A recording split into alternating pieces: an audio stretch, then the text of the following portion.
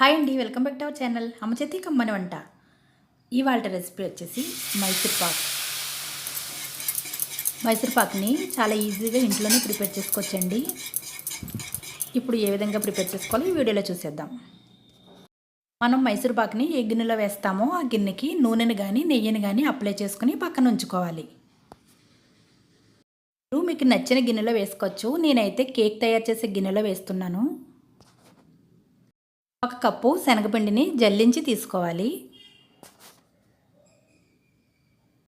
ఇప్పుడు ఒక వెడల్పాటి గిన్నెలో కప్పున్నర షుగర్ని వేసి 1/2 కప్పు వాటర్ని వేసి షుగర్ని కరిగించాలి.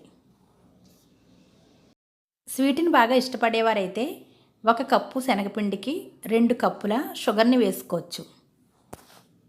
1/2 టేబుల్ స్పూన్ ఇలాచీ పౌడర్ని కూడా వేసి మీకు నచ్చితే ఫుడ్ కలర్ని కూడా వేసుకోవచ్చు. నేనైతే వేయడం లేదు.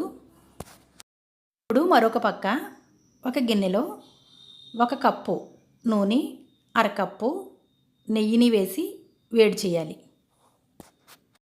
నెయ్యికి బదులుగా నూనెను కూడా వాడుకోవచ్చు. చూడండి, ఒక పక్క పాకం రెడీ అవుతుండగా మరొక పక్క నూనెను కూడా వేడి చేసుకోవాలి. మనం పాకాన్ని ప్రిపేర్ చేసేటప్పుడు తీగ పాకం అయితే సరిపోతుందండి. మరీ ముదురుది కాకుండా మరీ లేతది కాకుండా తీగ పాకం వచ్చేంత వరకు ఉంచితే సరిపోతుంది. ఇప్పుడు ఈ పాకంలో శనగపిండిని వేస్తూ ఉండలు కట్టకుండా కలుపుతూ ఉండాలి. శనగపిండిని కొంచెం కొంచెంగా వేస్తూ కలుపుతూ ఉండాలి. చూడండి, పాకంలో శనగపిండి బాగా కలిసేంత వరకు ఉండలు కట్టకుండా తిప్పుతూ ఉండాలి. శనగపిండి అంతా ఈ విధంగా దగ్గరికి అయిన తర్వాత మనం స్టవ్ మీద వేడి చేస్తున్నాం కదండి నూనె. ఆ నూనెని ఒక్కొక్క గరిటె చొప్పున వేసి కలుపుతూ ఉండాలి. నూనెని వేడి చేసేటప్పుడు స్టవ్ ఆఫ్ చేయకండి, అలా వేడి చేస్తూనే ఉండాలి. ఆ వేడివేడి నూనెని ఈ విధంగా దగ్గరికి అయిన తర్వాత మళ్ళీ మరొక గరిటె నూనెని వేసి కలుపుతూ ఉండాలి. నూనె కానీ నెయ్యిని కానీ వేసేటప్పుడే చాలా జాగ్రత్తగా వేయాలండి, లేదంటే మనకి మైసూర్ పాకు సరిగ్గా రాదు.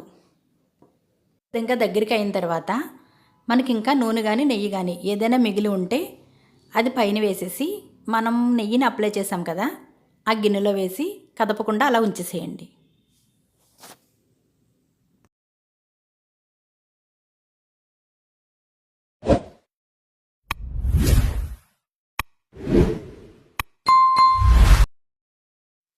మరీ గట్టిగా కాకుండా స్లోగా సమానంగా స్ప్రెడ్ చేయండి. కాస్త వేడిగా ఉన్నప్పుడే మనకి నచ్చిన షేపులో పీసెస్లా కట్ చేసుకోవాలి. బాగా వేడి తగ్గిన తర్వాత కట్ చేసామనుకోండి పీసెస్ అనేవి సరిగ్గా రావు. మైసూర్పాక్ ప్రిపేర్ చేసేటప్పుడు బాగా వస్తాయో లేదో అని కొంచెం టెన్షన్గా ఉంటుందండి. అస్సలు టెన్షన్ పడకండి. ఒకవేళ బాగా రాలేదు అనుకోండి పీసెస్లా కట్ చేసిన తర్వాత అవి మెత్తగా ఉన్న గుండ కింద అయిపోయినా కూడా మళ్ళీ వాటిని మనం స్టవ్ మీద ఉంచి వేడి చేసి మైసూర్పాక్గా ప్రిపేర్ చేసుకోవచ్చు. నేను ఫస్ట్ సారి మైసూర్పాక్ చేసినప్పుడు నాకు కూడా సరిగ్గా రాలేదండి. కానీ నేను ఆ మిశ్రమాన్ని వేస్ట్ చేయలేదు. మళ్ళీ స్టవ్ మీద పెట్టి కాస్త నూనె కానీ నెయ్యిని కానీ వేసి అప్పుడు మళ్ళీ మైసూర్పాక్గా ప్రిపేర్ చేశాను. గుల్లగా చాలా బాగా వచ్చాయి. ఈ విధంగా మైసూర్పాక్ పీసెస్ని కట్ చేసుకోవాలి. మీకు ఇంకా సైజు కాస్త చిన్నగా కావాలనుకుంటే చిన్నగా కూడా కట్ చేసుకోవచ్చు. చాలా బాగున్నాయండి. టేస్ట్ అయితే నోట్లో వేసుకుంటే వెన్నలాగా కరుగుతున్నాయి. అంతేనండి, చాలా ఈజీగా ఇంట్లో మైసూర్ పాక్ని ప్రిపేర్ చేసుకోవచ్చు.